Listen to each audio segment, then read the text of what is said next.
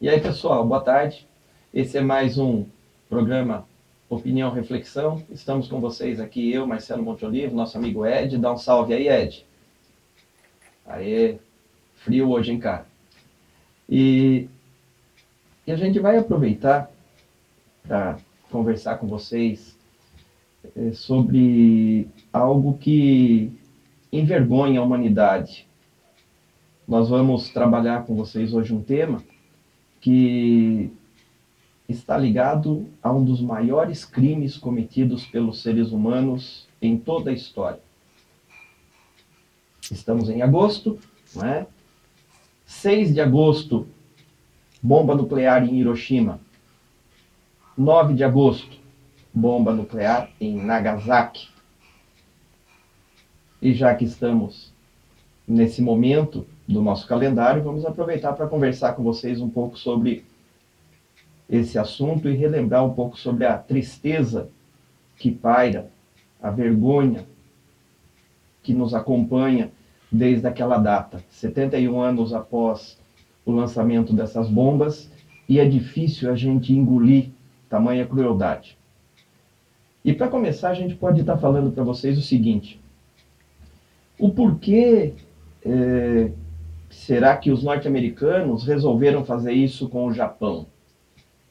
A gente puxa um pouquinho pela memória e eles tiveram alguns problemas antes por conta da dominação no Oriente. O Japão também era imperialista.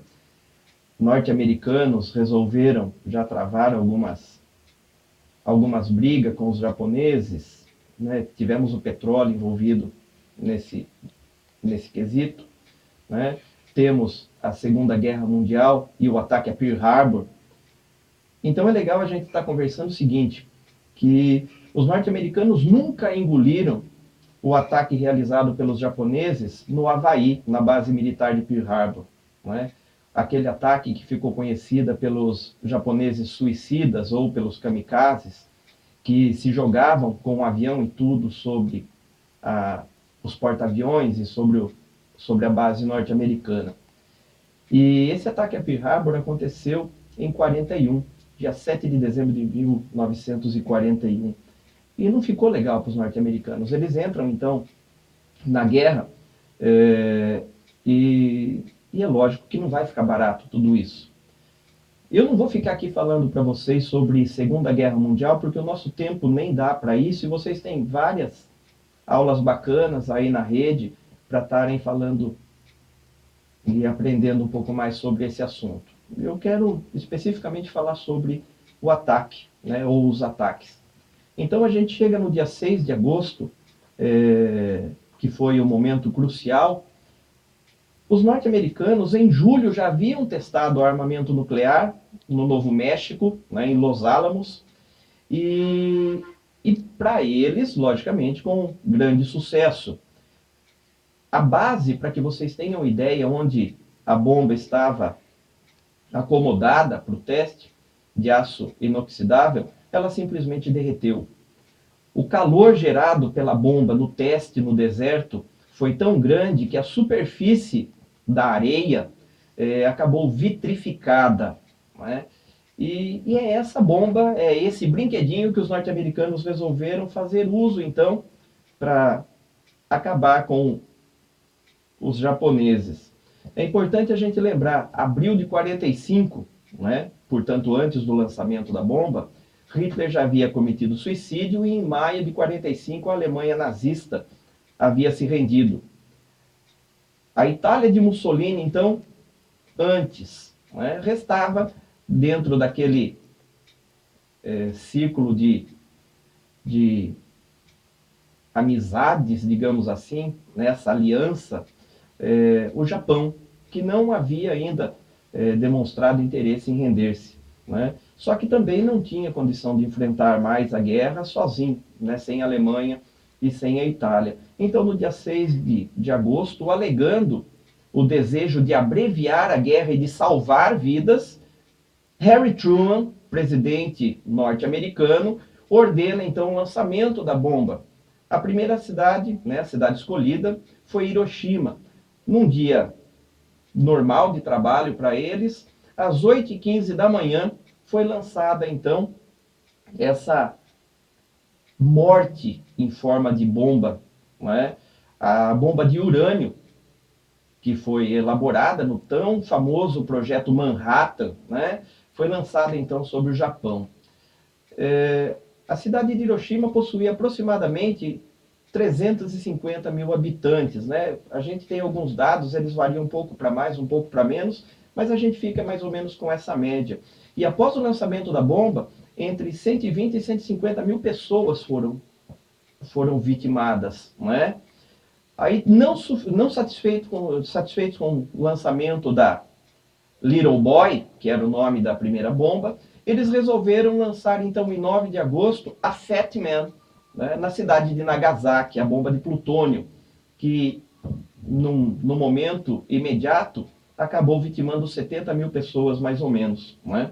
E ainda não se tem certeza até hoje dos números, porque como essas bombas elas tinham um poder de desintegrar, né, a matéria por conta do seu forte calor, por conta da radiação, e não há cadáveres, muitos cadáveres foram derretidos, ainda calcula-se que a quantidade de pessoas mortas pode ser muito maior. Né? Outra coisa que é importante, no lançamento da bomba, no caso de Hiroshima, um cogumelo gigantesco de radiação, né, se formou. E ele ficou conhecido também como a Rosa de Hiroshima. E as pessoas, após o lançamento, o calor era tão grande, aquelas que não morreram imediatamente com o calor, acabaram ficando desidratadas e começaram a se dirigir para a água, para os rios, né, para poder se hidratar. E aquela nuvem acabou se precipitando depois e gerando uma chuva ácida, uma chuva negra. E no desespero, no afã de conseguir algo para arrefecer o interior, né, aquele calor que as pessoas estavam sentindo, elas abriam a boca e começaram a tomar, então, aquela chuva negra. Mal sabiam eles que eles estavam apenas fortalecendo ainda mais a maldição da bomba. Aquilo ingerido por eles acabou gerando a necrose por dentro. Né? Eles começaram a vomitar uma matéria escura, preta, que era já a própria desintegração do organismo. Né? E, então esse foi o legado que os norte-americanos deixaram. Né? E a ideia de que eles estavam terminando com a guerra, estavam colaborando para que ela fosse abreviada e que milhões de pessoas fossem poupadas, talvez sirva para que eles tenham a cabeça um pouco mais tranquila, a consciência um pouco mais tranquila. A mim não engana. Crime de guerra, o maior e mais... A gente tem que pensar para não falar o que não deve, né? Mas não há como descrever tamanha maldade. Se alguém mais se interessar, a gente tem um documentário da BBC de Londres, chamado exatamente Hiroshima. É uma pedida muito legal para vocês estarem dando uma olhada. Forte, muito forte. Mas é legal para a gente saber a que ponto o ser humano pode chegar por conta de vingança, por conta de disputa territorial. Segura pra gente aí, por favor. E parte dessa história também, que em 1973, lançado o disco Secos e Molhados, um grupo musical que revolucionou a música na década de 70, né? Um grupo que traz muito orgulho para nós brasileiros. Tem um trecho, a música, logicamente, Rosa de Hiroshima, ela foi feita em cima de uma poesia de Vinícius de Moraes, com a musicalização de Gerson Conrad. E ela diz o seguinte: pensem nas crianças mudas telepáticas. Pensem nas meninas cegas inexatas. Pensem nas mulheres rotas alteradas. Pensem nas feridas como rosas cálidas. Mas, ó, não se esqueçam da rosa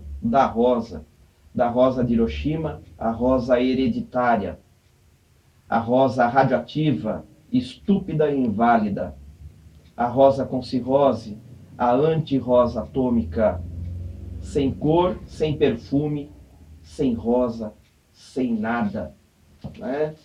Então, vale a pena, quem não conhece também, ouvir essa canção que é maravilhosa.